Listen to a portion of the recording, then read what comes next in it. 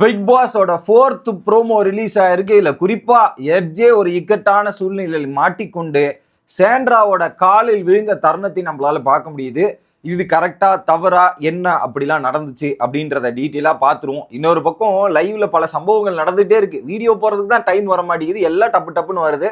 So இதுல first promo பார்த்துருவோம். வணக்கம் மக்களே, நேஷனல் உச்சல்ல இருந்து உங்கள் மணிவண்ணன். சேனலுக்கு புதுசா இருந்தீங்கன்னா சப்ஸ்கிரைப் பண்ணிருங்க.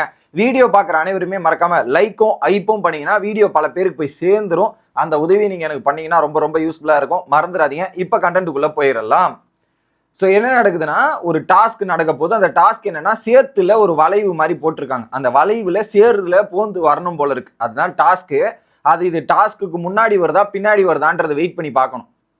ஏன்னா அந்த டாஸ்க்கு தான் போராட்டம் பண்றாங்கன்னு நினைக்கிறேன். யார் ஃபர்ஸ்ட் செகண்ட் போறதுன்ற மாதிரி தான் நினைக்கிறேன். இல்ல இந்த காயின் கொடுக்குறாங்களே, அந்த ஃபைனலா வந்து காயின் கொடுப்பாங்களே, தேர்ட் டேவோட எண்ட்ல காயின் யார் யாருக்கு எந்த காயின் கொடுக்கணும்ன்ற அந்த ஒரு பஞ்சாயத்து போயிட்டு இருக்கான்னு தெரியல. ஸோ என்ன பண்றாரு எஃப்ஜே வந்து 3 பேரையும் 3 கேப்டன் எஃப்ஜே வந்து தலையா நிக்கிறாரு. 3 டீமுமே நாங்க ஃபர்ஸ்ட் போக மாட்டோம் அப்படின்ற மாதிரி டிபேட் நடக்குது. அது லைவ்லயுமே நம்ம பார்த்தோம். நம்ம ஃபர்ஸ்ட் போவானான்ற மாதிரி எல்லா டீமுமே முடிவு எடுத்தது தான். ஸோ அங்க 3 டீமும் உட்காந்து டிஸ்கஸ் பண்ணிட்டு இருக்காரு எஃப்ஜே. யாரு? 3 கேப்டன், சாண்ட்ரா, விக்ரம் மற்றும் ரம்யா. அந்த 3 கேப்டனை நிக்க வச்சு டிஸ்கஸ் பண்ணிட்டு இருக்காரு.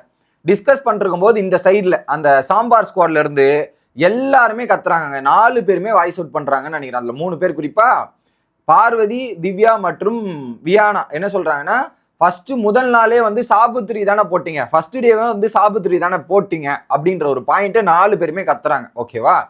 கரெக்ட். இவங்க சொன்ன பாயிண்ட் வேலிடான பாயிண்ட், அதுல மாற்றுக்கிறது இல்லை. ஏன்னா முதல் நாள் டாஸ்க்ல வந்து யார் ஃபர்ஸ்ட் போறதுன்னும் போது சாபுத்ரி தான் போட்டாங்க. பாயிண்ட் கொடுக்கறதுலயும் சாபுத்ரி தான் போட்டாங்க. ஆனா 2வது நாள்ல மட்டும்தான் ப்ளூ டீம் வாலண்டரியா ஃபர்ஸ்ட் போனாங்க. மற்ற 2 டாஸ்க்லயும் வந்து சாபுத்ரி தான் நடந்துச்சு. ஓகேவா? 2வது நாள் ப்ளூ டீம் போயிருக்க வேண்டாம், அது ப்ளூ டீமோட ஃபால்ட். ஓகே, இப்ப சாபுத்ரி தானே போட்டாங்க அப்படின்ற கொஸ்டின் வருது. அப்போ எல்லாம் கத்திக்கிட்டே இருக்காங்க. ஒரு பக்கம் இந்த டீம் அந்த சாம்பார் ஸ்குவாட் கத்திக்கிட்டே இருக்காங்க. உங்க எல்லாருக்கும் இப்படிதான் பேசிட்டே இருக்கிறது தான் வேலையா? உங்களுக்கு எல்லாரும் இப்படிதான் இதுதான் பண்ணிட்டு இருப்பீங்களா அப்படின்ற மாதிரி கேட்கிறாரு எஃப்ஜே. ஓகே, கேட்ட உடனே ஸோ இதுக்கு தானே உங்க கேப்டன் இவங்க யாரு? அவங்க கத்திட்டே இருக்காங்க. இந்த மாதிரியா பண்றீங்க?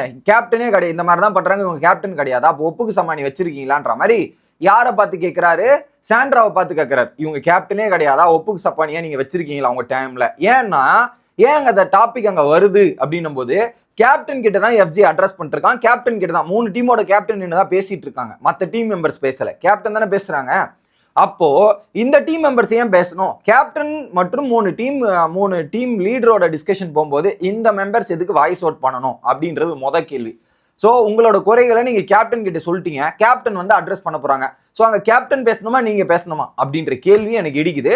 ஸோ அந்த இடத்துல என்னதான் அவங்க பாயிண்ட் சரியா இருந்தாலும் கேப்டன் கிட்ட சொல்லிட்டு இருக்கணும். கேப்டன் சொல்லாம அவங்க பேசுனதே தப்புன்னு நினைக்கிறேன். ஏன்னா அங்க டிஸ்கஷனே கேப்டன் விசத் 3 லீடர், அப்படிதான் பாயிண்ட். ஓகேவா?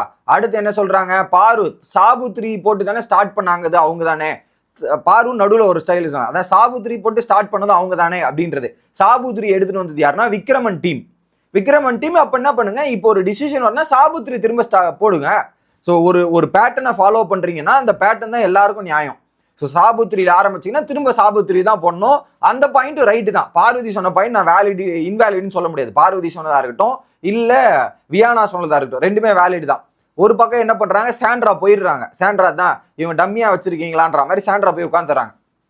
அப்போ உடனே எஃப்ஜே வந்து கேட்கிறாரு, கேப்டன் கிடையாதுன்னு தெரிஞ்சிருச்சு அப்படின்னும் போது சாண்ட்ரா போய் உட்காந்துறாங்க. ஓகே, இன்னொரு பக்கம் கேப்டனையே கேட்கிறாரு, கேப்டன் சொல்லுங்க, நான் ஏதாவது அநியாயமா பேசணும்னா எப்படி? கேப்டன் நீங்க சொல்லுங்க, நான் ஏதாவது தப்பா பேசணும்னா அநியாயமா பேசணும்னான்ற மாதிரி சாண்ட்ரா கிட்ட கேட்கிறாரு.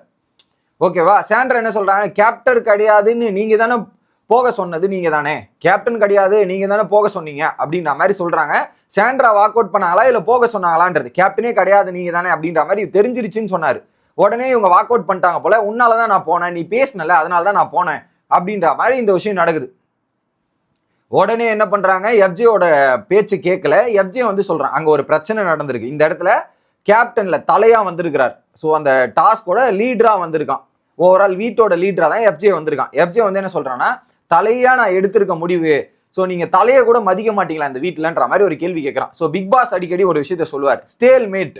வீட்டுக்குள்ள ஒரு டாஸ்க் நடக்கும்போது ஒரு மிகப்பெரிய பிரச்சனை, அடுத்த கட்ட நகர்வுக்கே போக மாட்டேங்குது அப்படின்ற சுச்சுவேஷன் வந்தா கேப்டன் வந்து நடுவுல வந்து அந்த சண்டையை பிரச்சனையை தீர்த்து வைக்கணும், அதுக்கான வேலையை பார்க்கணும் அப்படின்றது தானே பிக் பாஸ் சொன்னாரு. அதுதான் ரூல். இங்க ஒரு பெரிய பிரச்சனை, யாரு ஃபர்ஸ்ட் செகண்ட் போறதுன்ற மாதிரி பிரச்சனை நடக்குது. அதுக்கு நடுவுல தான் எஃப்ஜேவும் வந்திருக்கான். எஃப்ஜே வந்து அந்த டிசிஷன் எடுத்துட்டு இருக்கான். இதுல தலை சொல்றதையும் கேட்க மாட்டேங்கிறாங்க, அதை ஏத்துக்கவும் மாட்டேங்கிறாங்க. விடாப்புடியா உட்காந்துட்டு இருக்காங்க போல சாண்ட்ரா வராம. திவ்யா என்ன சொல்றாங்க, அவங்க வந்து பேசினது உங்ககிட்ட, ஸோ அவங்க வந்து யாரு பார்வதியை யாரோ உங்ககிட்ட தான் பேசினாங்க, அதுக்கு நீங்க ஏன் இங்க ஏன் வந்து கேக்குறீங்க, ஸோ உங்ககிட்ட பேசினா அவங்க உங்ககிட்ட பேசுறாங்க, நீங்க ஏன் இவங்கள சொல்றீங்க அப்படின்ற மாதிரி கேட்கிறாரு. திவ்யாவோட பாயிண்ட் என்னன்னா, அவங்க உங்ககிட்ட பேசினா நீங்க ஏன் கேப்டனை குறை சொல்றீங்கன்ற மாதிரி சொல்றாரு. ஏமா கேப்டனை தானே குறை சொல்லுவாங்க, உங்க டீமோட லீடர் தானே குறை சொல்லுவாங்க. ஸோ டீமோட லீடர் ரெப்ரசன்டேட்டிவா நீங்க வந்திருக்கீங்க, அப்போ உங்க தரப்புல இருந்து ஒரு நபர் வந்திருக்காருன்னா உங்க தரப்பை எக்ஸ்பிளைன் பண்ண வேண்டிய கட்டாயம் உங்க தரப்பு லீடர் கிட்ட இருக்கு, நாட் யுவர்ஸ். நீங்க கன்வே பண்ணி அமைச்சிருக்கணும், அதுதான் பாயிண்ட். நீங்க அங்க கன்வே பண்ணி அமைக்காம இவங்க கிட்ட வந்து கேள்வி கேட்டா என்ன இல்ல.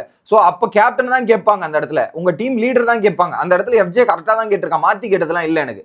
சோ அதை அவன் கரெக்டா தான் சொல்லியிருக்கான். சோ இவங்க கேப்டன் கிட்ட பேசிக்கிறோம், வேணுமே அவன நீங்க கேப்டனே கிடையாதா, சொப்புக்கு சப்பானி வச்சிருக்கிறதா பதிலா நீங்க தானே கேப்டன், நான் கேப்டன் கிட்ட பேசிட்டு இருக்குங்க, நீங்க கம்முன்னு இருந்திருக்கலாம் அப்படின்ற ரீதியில வேணா எஃப்ஜே சொல்லியிருக்கலாம். அது வேணா.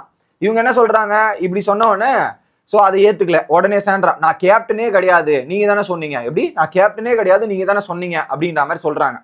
இந்த ஒரு டைலாக் வந்து சாண்ட்ராக்கு ரொம்ப ஹர்ட் ஆயிடுச்சு போல. கேப்டனே கிடையாது நீங்க தானே சொன்னீங்கன்ற மாதிரி ஹர்ட் ஆன உடனே எஃப்ஜே எப்படி பேசி சமாளிக்கிறதுன்னு தெரியாம, நான் வேணா உங்க காலில் விழணுமா அப்படின்ற ஒரு விஷயத்த சொல்லிட்டு காலில் போய் விழுந்துடுறான், அப்படியே படுத்துடுறான், காலில் போய் விழுறான். அந்த ஒரு ரியாக்ஷன் பார்க்கணுமே, சாண்ட்ராவோட ஃபேஸோட ரியாக்ஷன் மட்டும் பாருங்க. தட் வாஸ், நான் என்ன சொல்றதுன்னு தெரியல, அந்த ரியாக்ஷன் சுத்தமா எனக்கு பிடிக்கல. இது என்னோட பர்சனல் ஒப்பீனியன். அந்த ரியாக்ஷனை பார்க்கும்போது personally I won't accept that, எனக்கு சுத்தமா பிடிக்கல. அந்த இடத்துல ஒருத்தன் உழ வரானும் போது அங்க திவ்யா வந்து அச்சோ இல்லன்ற மாதிரி திவ்யா ஒரு ரியாக்ஷன் கொடுக்குறாங்களே, அந்த ரியாக்ஷன் கூட பண்ணல சாண்ட்ரா, அப்படியே நீ உழுன்ற மாதிரி பண்றாங்களே, அந்த பிஹேவியர் இஸ் நாட் அக்செப்டபிள் அப்படின்றது தான். இதை வந்து உங்க டீமோட பிரச்சனையை நீங்க பேசி சால்வ் பண்ணிருக்கணும், இதெல்லாம் வந்திருக்கணும். ரெப்ரசன்டேட்டிவா வந்துட்டு அதை நீங்க உங்க டீமை கண்ட்ரோல் பண்ண வேண்டியது அந்த டீமோட கேப்டனோட கையில இருக்கு. அதை கண்ட்ரோல் பண்ண விட்டாங்க. தலை வந்து இன்டர்மீடியேட் ஆகும்போது தலை சொல்றதை கேட்கணும், அதையும் தலை சொல்றதையும் கேட்க கிடையாது. டீம் கேப்டன் அங்க மீட்டிங் நடக்கும்போது நடுவில் பேசிட்டு இருக்கிறதும் இதுவா இருக்கு. இதுல வந்து என்ன, கடைசியில தலையே காலில் விழ வச்சிட்டாங்க. ஸோ இதுல எஃப்ஜே போய் காலில் விழுந்திருக்க வேண்டாம், என்னை பொறுத்தவரையும் எஃப்ஜேவும் காலில் போய் விழுந்திருக்க வேண்டாம். அது ஒரு பெரிய விஷயம், அதை பண்ணிருக்க கூடாது. எஃப்ஜேவும் தப்பு அந்த இடத்துல, காலில் விழுந்திருக்க வேண்டாம். பட் அது வீழ போகும்போது கூட கொஞ்சம் கூட அசிட்டேஷனும், அப்படியே பதறாம அப்படியே கால் மேல கால் போட்டு உட்காந்துக்கிட்டு அப்படியே விழுன்ற மாதிரி பாக்குறது எனக்கு personally I am not like that, எனக்கு பிடிக்கல. அதை நான் ஓப்பனா சொல்லிடுறேன். உங்களுக்கு எப்படி தோணுது, உங்களோட கருத்துக்களை மறக்காம கமெண்ட் செக்ஷன்ல போட்டுருங்க. அடுத்த வீடியோவில் நான் வந்து சந்திக்கிறேன். Bye guys.